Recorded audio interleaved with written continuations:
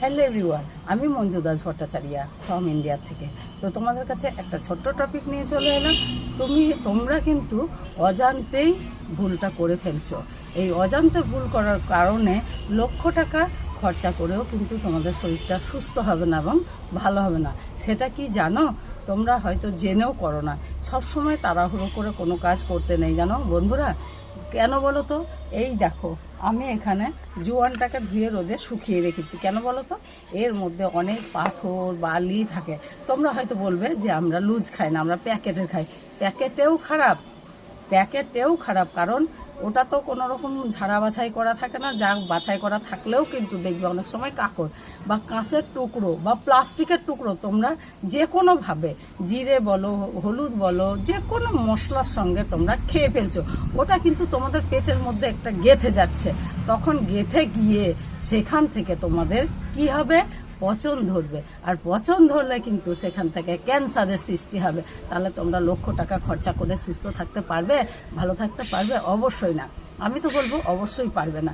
দেখো, যে কোনো জিনিস খেতে গেলে ভালো করে ধুয়ে ঝেড়ে পরিষ্কার করে সেই জিনিসটা খাও। দেখো, অনেকটাই সুস্থ থাকবে। আর তাড়াহুড়ো করে যেমন হলো না হলো, যা পেলাম মুখের মধ্যে গড়গড়িয়ে এই ডাস্টবিনের মধ্যে ফেলে দিচ্ছ। ডাস্টবিনটাতে দেওয়া সব কিছু বন্ধ করো, কারণ একটু দেখে শুনে খাও। তুমি একটা চপ করছো, সেখান থেকে একটা প্লাস্টিকের টুকরো চলে গেল।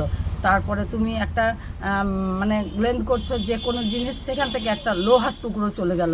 তাহলে এইগুলো পেটের মধ্যে গিয়ে ওটা তোমার কোনোভাবে রিমুভ হলো না। তাহলে গেঁথে গেলে সেখান থেকে পচন ধরবে কি না? হ্যাঁ কি না তোমরা বলো? তাহলে তোমরা চেষ্টাই করছো না যে আমরা কিভাবে সুস্থ থাকবো। আবার কালার খাচ্ছ, দেখো বিভিন্ন ধরনের ফুড কালার তোমরা খেয়ে থাকছো। সেগুলো একটা ক্যান্সারের মারাত্মক কিন্তু জ্যাম তোমাদের শরীরে চলে যাচ্ছে। যে কোনোভাবে যা খাচ্ছ বুঝে শুনে খাও। তোমরা একটু ঘরের ট্যারমেরিগুলাই একটু বেশি দিয়ে কালার করো, বা একটু তোমরা নিজেরা মশলা করে নিয়ে, অনেক ক্যাপসিকাম লঙ্কা পাওয়া যায়, সেই লঙ্কাগুলো নিয়ে এসে তোমরা নিজেরা ঘরের মধ্যে শুকিয়ে বীজটাকে বার করে রং করার চেষ্টা করো। ন্যাচারাল উপায়ে থাকো, ন্যাচারাল খাবার খাও। দেখো, অবশ্যই তোমাদের শরীর ভালো থাকবে এবং সুস্থ থাকবে। আজকাল মানুষের ঘরে ঘরে কিডনির সমস্যা, লিভারের সমস্যা, তারপরে ক্যান্সারের সমস্যা, পাথরের সমস্যা। পাথরও হয় কিভাবে? এইভাবেই পাথর হয়, অনেক কিছু না ধুয়ে খেলে ময়লা। দেখো, আমরা আগে চাল খেতাম কি করে?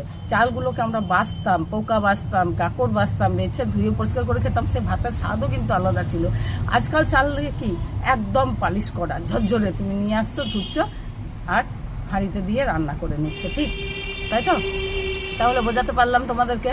তাহলে সেই চালটা দেখবে পালিশ করা চাল, তার মধ্যে একটা এমন ট্যাবলেট দেওয়া থাকছে, সেই ট্যাবলেটটা 1 কুইন্টাল চালকে রক্ষা করছে।